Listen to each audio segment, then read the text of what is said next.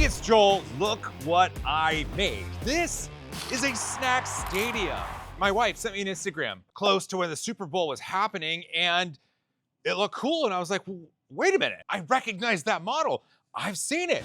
So I went online and I grabbed it and I printed it really quick, and we made a snack stadium for the Super Bowl. Where are my manners? Welcome to 3D Printing Nerd Studios, proudly powered by PCBWay. PCB, CNC, and 3D printing, it's all at PCBWay.com. And thankfully, that's what we're talking about today is 3D printing and how we can make it food safe. Before we get into the food safety, I would like to talk about the model just a little bit. And assembly, here's how you would do that. First, you get the outer section where the fans or the snacks would sit, and you sort of put them together in a way that's incorrect, and then you correct it, and then they go together just fine.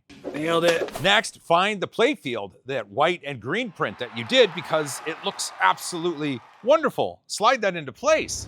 Now, find the Super Bowl logo. Hey, don't sue me, bro. And put that at the top of your stadium because the snacks need to know where they're at. With the logo in place, you can put the uprights in either side, and the uprights just tell the snacks where you can score. Now for the teams, this year it was your Seattle Seahawks and the New England Patriots. Their logos go on the field. And the final touch is the flags around the circumference of the snack stadium. You put them in and then be proud of yourself because you have a place that can serve snacks. And serve snacks we did at the Super Bowl party that we went to. It was at our friend's house, and the snack stadium was among this entire countertop full of incredible things to eat and drink. The snacks that we put in, we put barriers between the 3D prints and the snacks because we don't want food touching the plastic, because I can hear you and I know what you're saying. Microplastics! Microplastics are a genuine concern. Well, in fact, anything your food touches, if it sheds anything, that can end up in your body. Regarding the safety of food touching plastics, I'm not going to get into the science of it because it's continually evolving. Sorry, logo. I am of the thinking that we can do things to make our prints safer for our food to touch. I'm not talking about having to print it out of stainless steel because that's expensive. It's really cool. It's also really heavy, but that's not what we're talking about. There is an additive that you can put on the plastics of your prints to make them safe for food contact. What is it? And this is it. I got it on Amazon, and it wasn't expensive. How cool is that? This is 24-hour curing time craft resin, total net 34 ounces, epoxy resin for arts and crafts. Crystal clear, conforms to ASTM D4236, blah, blah, blah. Scratch resistant, excellent UV protection, odorless, heat resistant, high gloss, and food safe. This isn't something that you would want to consume. You don't want to pour yourself a big old glass of food safe epoxy resin and drink it, because that will most likely be your last day on Earth. Not good. Instead, what this does is ensure that when food touches something, this is that barrier, a food safe barrier. Imagine a kitchen countertop, and the way that you keep that safe is you coat it with something like an epoxy resin, just like this. So if it's good enough for the wood, it's good enough for our snack stadium. I'm excited to try this out because I've never done this before, but the only problem with putting this on, ideal temperature, ensure both resin and workspace are 70 to 75 Fahrenheit. It is now, if I'm looking at my thermometer, 59 degrees Fahrenheit. That is much too cold to apply this. So here's what we're gonna do. I've got the stuff. I also went to my local hardware store and I got these bins and I got these foam brushes.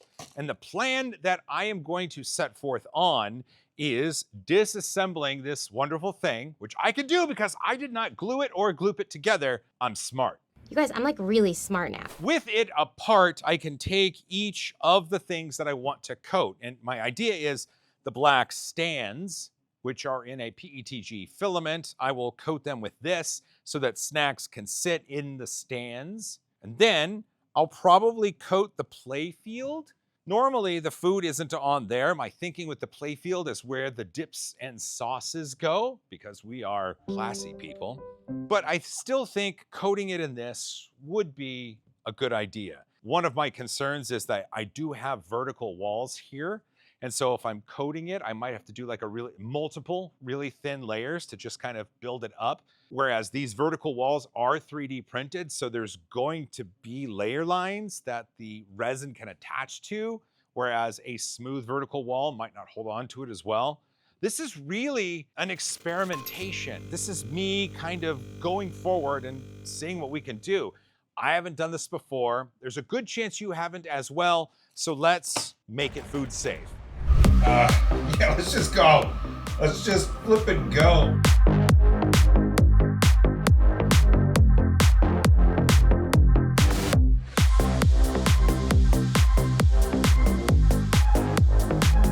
And now we just let it sit for an eternity and let's see what happens.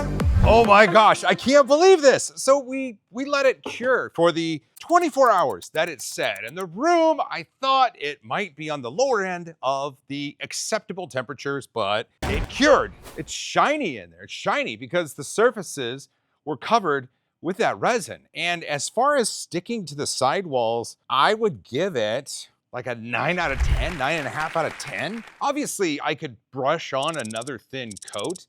And if you wanted equal coverage, that's probably what you would have to do.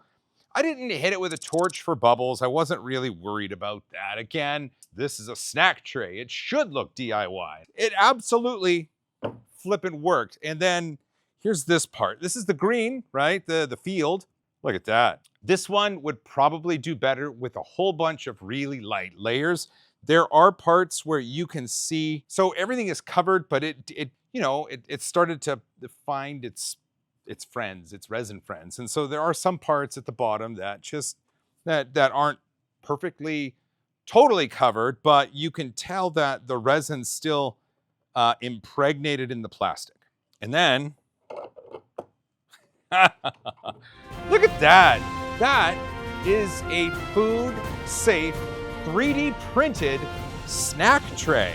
Well, let's get it dressed up because I got some snacks to test it out.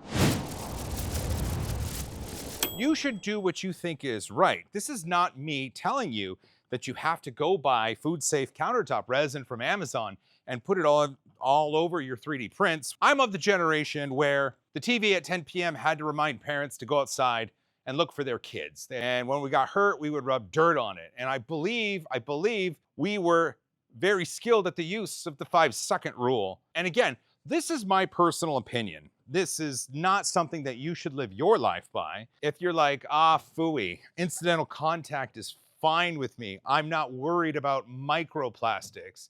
Don't do this, then absolutely. That's simple. You wanna see my snacks? Orville Redenbacher's corn. Cheetos the scoops. Who doesn't love Cheetos? Tim's Cascade, but look at that, all dressed. Lay's salt and vinegar. Oh, I'm so happy. I got snacks in a 3D print, and I showed you how if you were worried about the microplastics getting into your food, you can mitigate that with some food-safe resin. Look at that. I am elated at this. I just happen to have a bunch of snacks in front of me in a snack stadium that I 3D printed. I am so happy. If you do this, take a picture and send it to me. It brings me joy. Listen, if you made it this far, you're awesome. Don't forget to hug each other more. Fight for a cause you believe in. Food safe all the things. And as always, high five.